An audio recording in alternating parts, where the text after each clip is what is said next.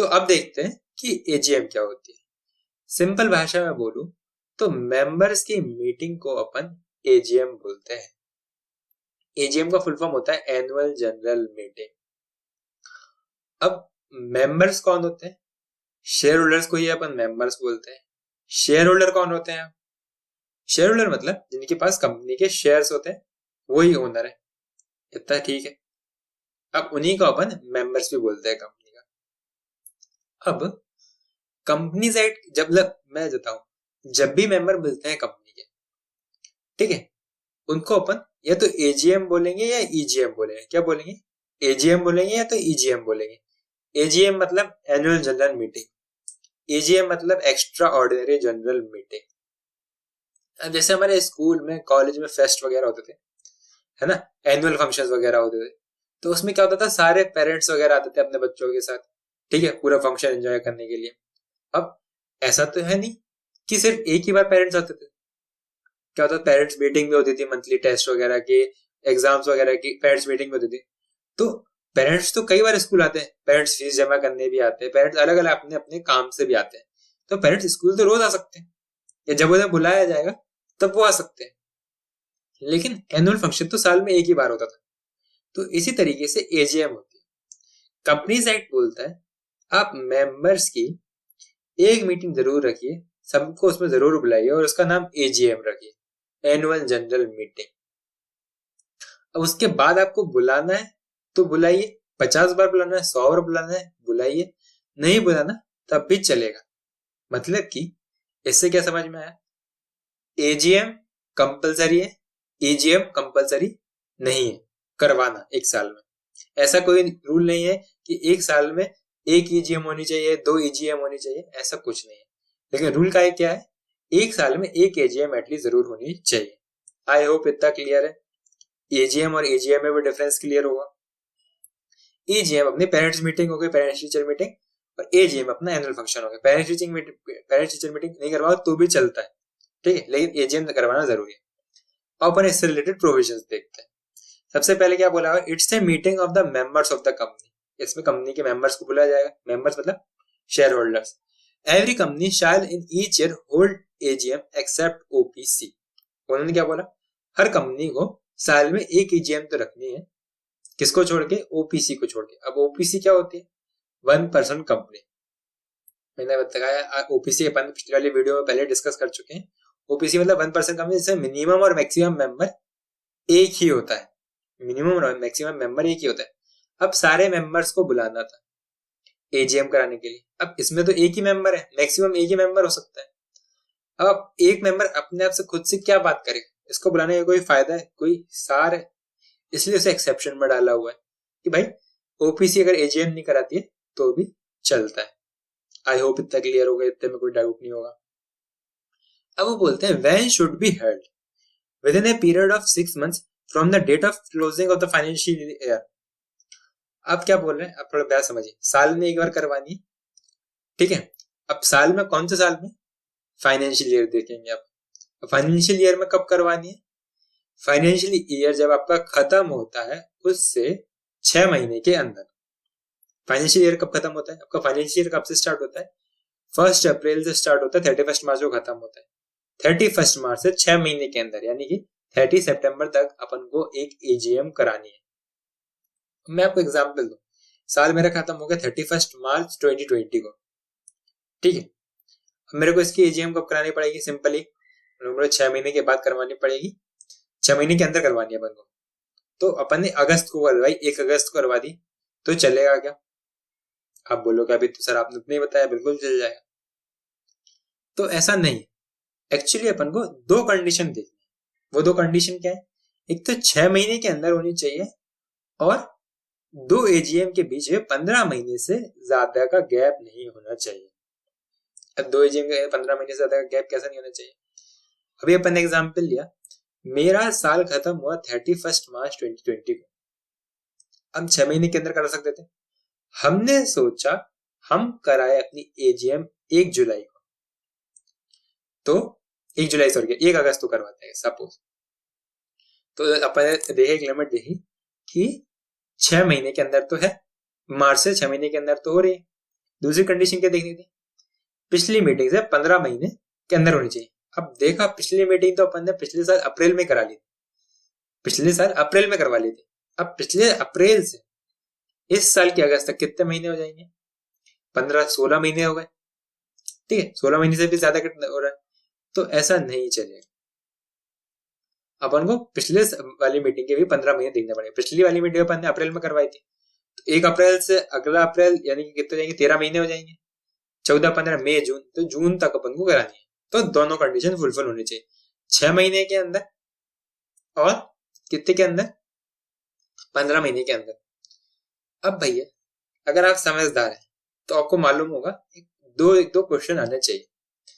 मेरी कंपनी बनी कितनी तारीख को, मान लीजिए 1 मई 2020 को बनी, इसका फाइनेंशियल ईयर कब खत्म हुआ, 31 मार्च 2021 को खत्म हुआ।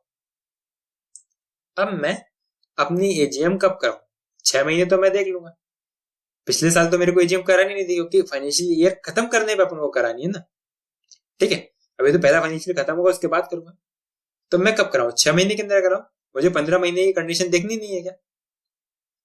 तो उन्होंने बोला अब वो 15 महीने की कंडीशन नहीं देखनी, अभी तो भाई स्टार्ट ही हो रही कंपनी, और ये जो 6 महीने है इसमें को भी उन्होंने रिलैक्स कर दिया। उन्होंने बोला जब कोई न्यूली इनकॉर्पोरेटेड कंपनी अपने फर्स्ट एजीएम करवा रही होती है तो उसको हम 6 महीने के बजाय 9 महीने देते हैं। अब 31 मार्च से 9 महीने कब होते हैं, 31 मार्च से 9 महीने दिसंबर, 31 दिसंबर तक होते हैं। तो मतलब अगर आपकी कंपनी नई बनी है तो उसका जो पहला फाइनेंशियल ईयर जब खत्म होगा उससे 9 महीने के अंदर करानी है, ठीक है, और उसके अगले साल से आपको 2 रूल देखना पड़े करेंगे, फाइनेंशियल ईयर खत्म होने के 6 महीने के अंदर और पिछली वाली एजीएम से 15 महीने के अंदर। इतना क्लियर है, बड़े डिटेल में अपन डिस्कस कर लिया इस बात को। अब मेरे पास एक क्वेश्चन है, क्या क्वेश्चन है, मान लीजिए मेरी कंपनी बनी 1 फरवरी 2020 को, अब इसकी एजीएम मुझे कब करानी है, ठीक है, क्वेश्चन समझ रहे हैं आप।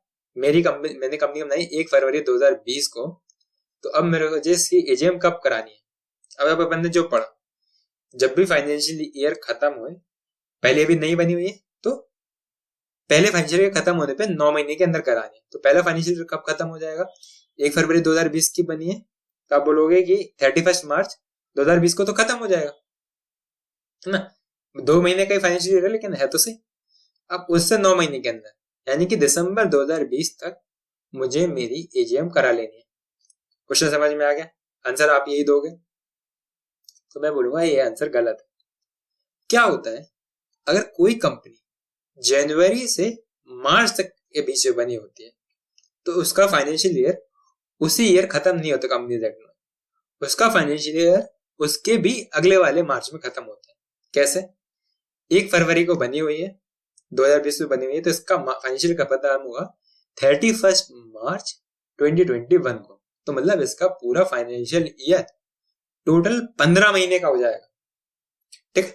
ये आपको बहुत नई चीज पता पड़ रही होगी, अगर आपको चेक करना है कहाँ से पढ़ा दिया, ये नया नया संन्यास से तो किसी ने बताया नहीं, फाइनेंशियल ईयर 15 महीने का भी हो सकता है।